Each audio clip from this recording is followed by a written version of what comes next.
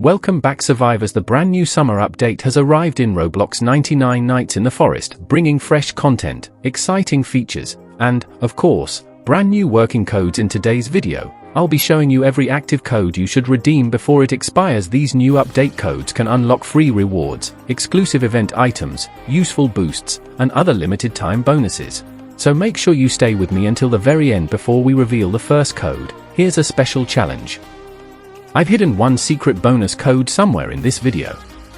There won't be any clues, so only viewers who watch the entire video will be able to find it. And here's something for our amazing community. Every Sunday, I host a giveaway exclusively for my subscribers. If you'd like to join, simply leave your Roblox username in the comments below, and I'll randomly select the winners in one of my upcoming videos. Since the summer update is still active, new codes can appear or expire at any time. That's why I upload the latest codes as quickly as possible, so you never miss a free reward. If you enjoy fast Roblox code updates, event news, and exclusive giveaways, don't forget to like this video, subscribe to the channel, and turn on all notifications. Alright, survivors, the summer update is live, the newest codes are ready, and it's time to claim every reward.